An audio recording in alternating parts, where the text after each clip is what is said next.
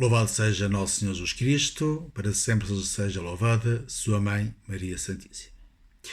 Vamos então, agora, ver 3 novos capítulos do livro do Eclesiastes.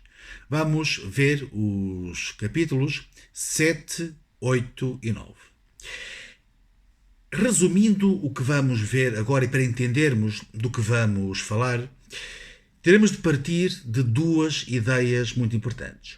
A primeira é a que acaba por presidir a todo o livro, que é o início do livro, que é o tema da ilusão.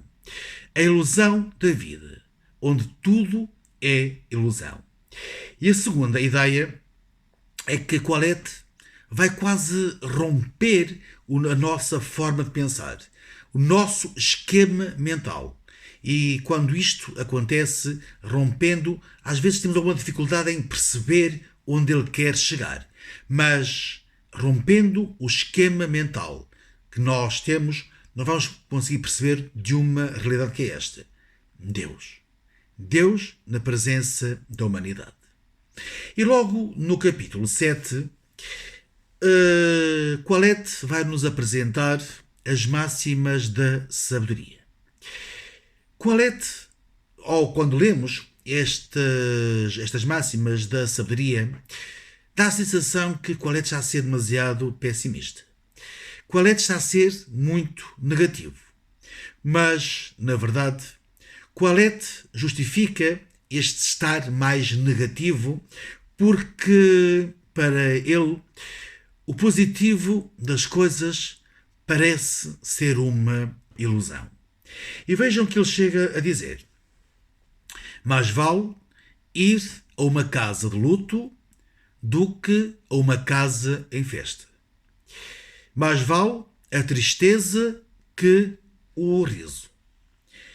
O coração dos sábios está na casa do luto. O coração dos insensatos na casa da alegria. Se calhar não compreendemos o porquê de tudo isto. Desiludido, porque o positivo é apenas uma ilusão. Colette, na verdade, parece desiludido e tenta encontrar uma resposta para tudo isto. E na procura da resposta, no versículo 29, Colette chega a esta conclusão: somente descobri isto. Deus criou os homens retos. Eles, porém, procuram maquinações sem fim. Esta é a grande desilusão e o estar tão pessimista de Colette. Deus fez tudo bom e o homem parece ter estragado a obra criadora de Deus. Entramos no capítulo 8.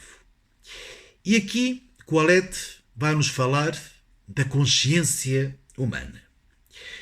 Falar da consciência humana é, no fundo, falar de conselhos relativos à autoridade, a quem tem autoridade, a quem exerce autoridade.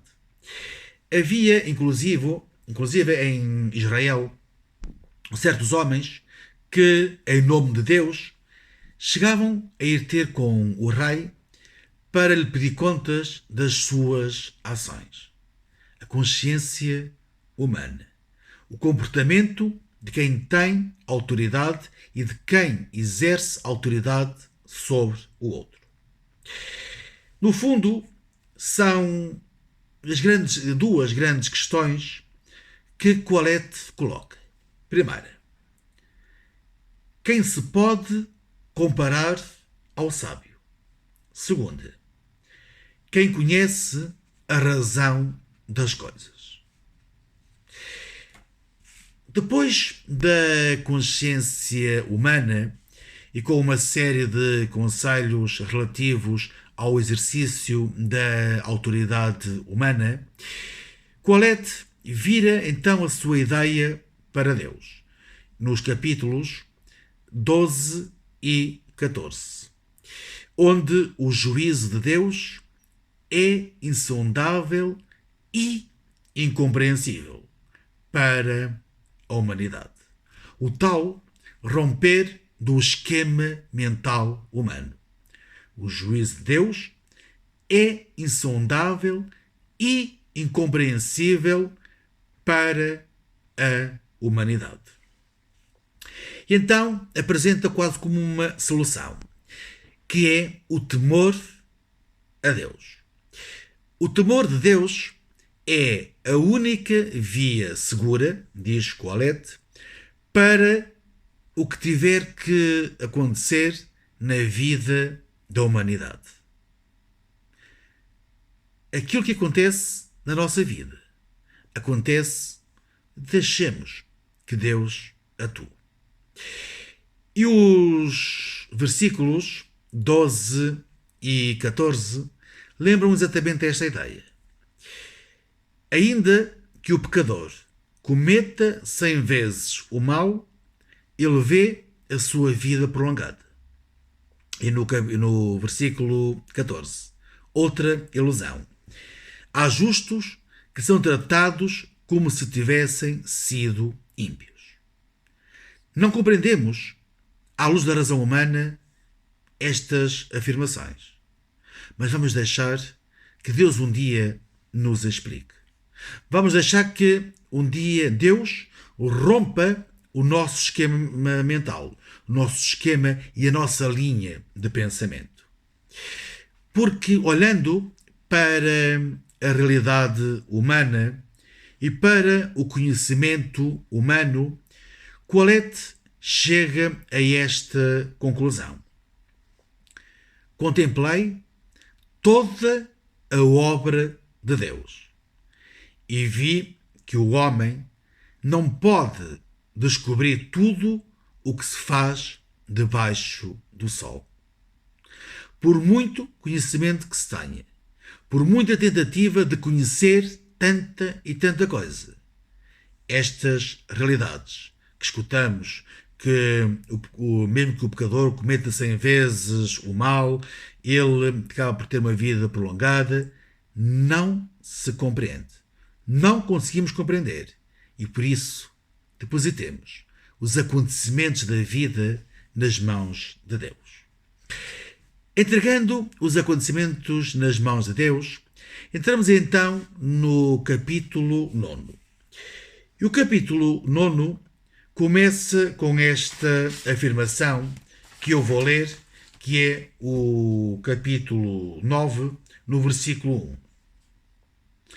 1. Apliquei então o meu espírito ao esclarecimento de tudo isto e vi que os justos, os sábios e as suas obras estão nas mãos de Deus. Tudo está nas mãos de Deus. Percebemos então que amor e ódio são duas realidades da vida humana. Duas realidades que convivem em paralelo, que fazem parte do nosso dia a dia. Aquilo que nos custa entender é o porquê. Porquê do ódio? Porquê do mal? Entender o amor é fácil. Agora entender o ódio. Mas ódio e amor fazem parte da vida. E também às vezes nos custa entender porquê desta existência. Tudo está nas mãos de Deus. A sorte ou a falta de sorte de alguém nunca poderá ser motivo para se chegar à conclusão que Deus é ou não meu amigo.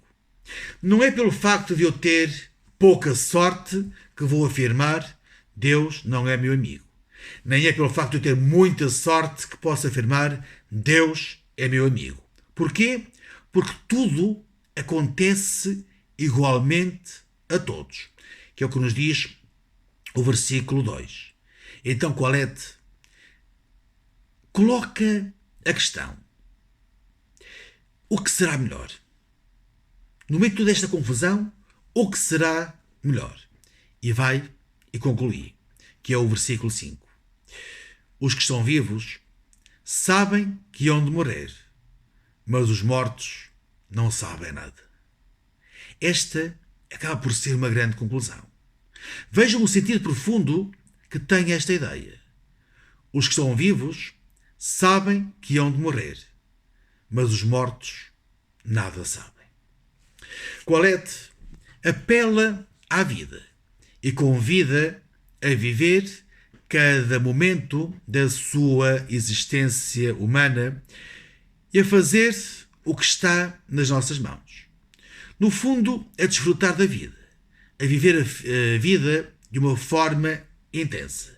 E vejam o que ele diz, Colette. Come com alegria e bebe com prazer. Veste-te com roupas brancas e perfuma a cabeça. Goza a vida com a mulher que amas. Aproveita a vida enquanto podes, enquanto tens vida. Neste capítulo, Colette vai ainda falar do absurdo da existência humana. E vejam como, nestas afirmações que eu vou dizer agora, nos vai romper a nossa forma de pensar, o nosso esquema humano. A corrida não é para os ágeis. A batalha não é para os bravos. O pão não é para os prudentes. A riqueza não é para os doutos. O favor não é para os sábios. Exatamente o contrário de tudo o que nós pensamos, daquilo que nós imaginamos, o contrário daquilo que nós idealizamos para a vida humana. Mas porquê? Porquê que Colette tem esta afirmação?